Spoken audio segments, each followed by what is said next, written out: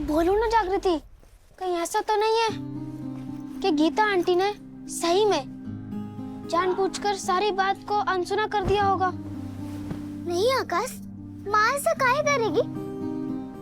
अगर वो सारा बात सुन ही होती फोन पे तो हमको जरूर बताती।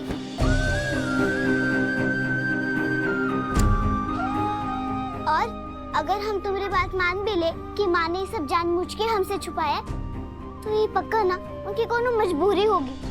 मजबूरी? कौन सी मजबूरी? वही मजबूरी आकाश जो हमरे साथ है। देखो ना, हम जान के भी माँ को सच नहीं बता सकते। वाह Jaggu, I really like it. का? मेरा मतलब मुझे सही में तुम्हारी बात बहुत अच्छी लगी जागृति। जब तुम किसी हालत में हो, तुम हमेशा अपनी माँ के बारे में सोचती हो। तुम हर रोज उनकी सिचुएशन मतलब स्थिति समझती हो। लेकिन तुम मलकिनी काकी के बारे में काहे नहीं सोचे आकाश? काहे छोड़कर आ गए तुम उनको अकेले? अरे मैंने तुमको बताया था ना, मैं उन्हें और तकलीफ नहीं देना चाहता। और तुमको क्या लगता है तुम्हारे यहाँ जाने से उनको तकलीफ नहीं होगा? देखो जागृति, तुम मुझे बता दो कि तुम चाहती हो कि मैं यहाँ रहूं, नहीं तो मैं यहाँ से चला जाऊंगा। अरे आकाश, हम ये नहीं कह रहे, समझो।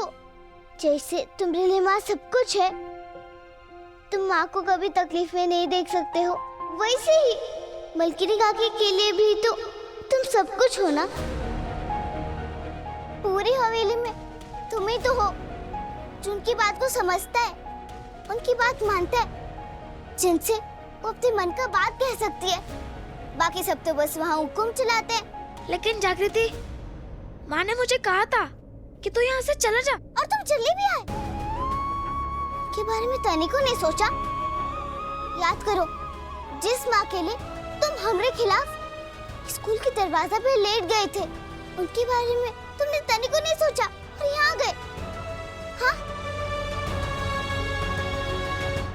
हमारी इतनी काम मजाल सरकार की हम नन्हे सरकार की बात को टाल दें, उनके हुक्म को टाल दें, तो नन्हे सरकार खुद ही हमारी बस्ती में आए और हमें आदेश दिए कि उन्हें बस्ती में रुकना है। ये सुनकर हैरानी से हम पगला गए सरकार, हम सबका दिमाग खराब हो गया। और हम नन्हे सरकार की बात को कैसे टाल सकते थे सरकार? उनके आदेश को कैसे टाल सकते थे? जग्गू की झोपड़ी में उनकी व्यवस्था करके हम सीधे आपके पास आए। हम तो आपकी चुप्पी में ही आपके आदेश को समझ लेते हैं सरकार। आप चिंता मत करिए, हम किसी तरह समझा बुझाकर नन्हे सरकार को हवेली में ले आएंगे। ध्यान रहे दुर्जन, ये बात का पता बस्ती के बाहर किसी को नहीं लगना चाहिए, वरना बस्ती के लिए अच्छा ना होगा।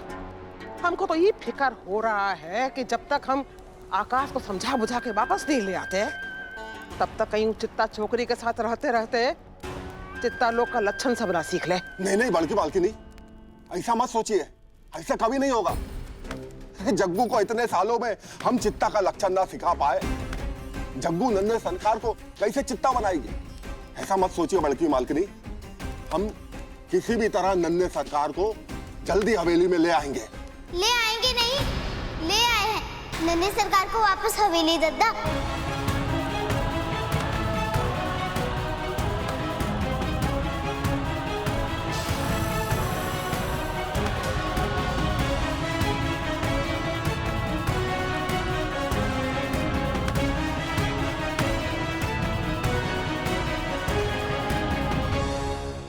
लीजिए सरकार, हो गई मन की मुराद पूरी। नन्हे सरकार को अपनी गलती का एहसास हो गया है सरकार, कि इनको आपसे बिना पूछे हमरे बस्ती में नहीं आना चाहिए था। वो आपसे माफी मांगना चाहते हैं सरकार। ए, ठाकुर के बच्चे की वकील ये चित्ता छोकरी कब से बनने लगी?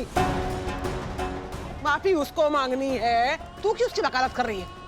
ये तेरे लिए सरकार का दरबार है, उसका ही घर है, और ये ठाकुर है, इसको जो कहना होगा ना खुद कहेगा। नहीं सरकार,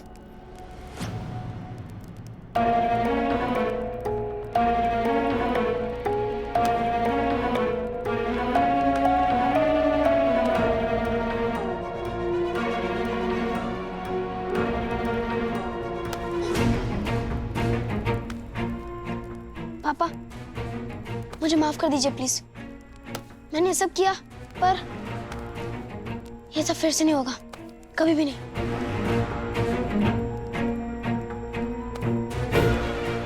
चल चल, बहुत हो गया माफी, अंदर जा जल्दी। तेरी माँ पकलाई हुई है कि उसका लाडला कहाँ चला गया। चल।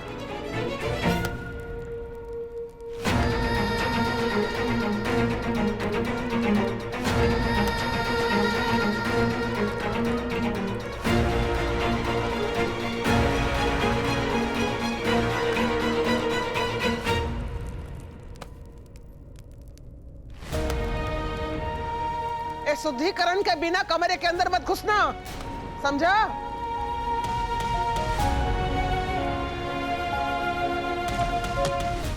देखा सरकार, जग्गू कैसे समझा बुझाकर नन्हे सरकार को हवेली ले आई।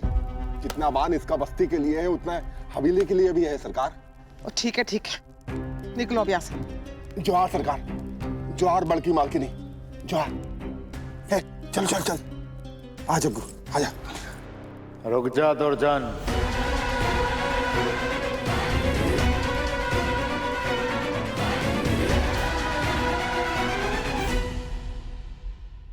तुम्हारी माँ कितनी अकेली हो गई है तुम्हारे बिना आकाश।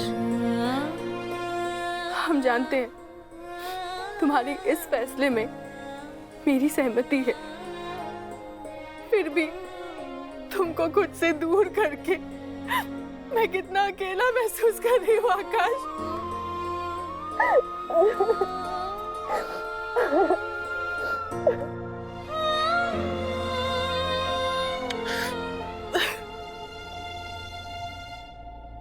माँ,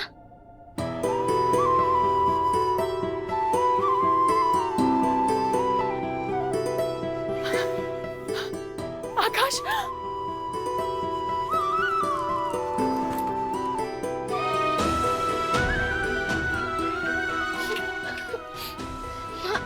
मैं वापस आ गया माँ। और अब ना मैं आपके कहने पर भी आपको कभी छोड़ के नहीं जाऊंगा। माँ, आई एम वेरी सॉरी।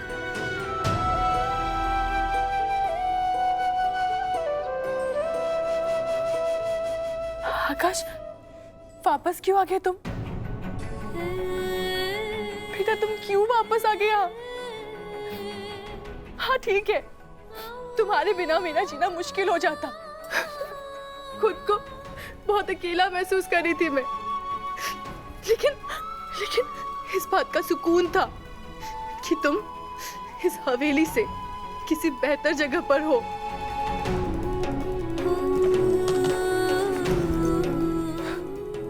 लो, चले जाओ, वापस जाओ आकाश। इससे पहले कि कोई आ जाए, वापस भाग जाओ आकाश। चले जाओ वापस, जाओ।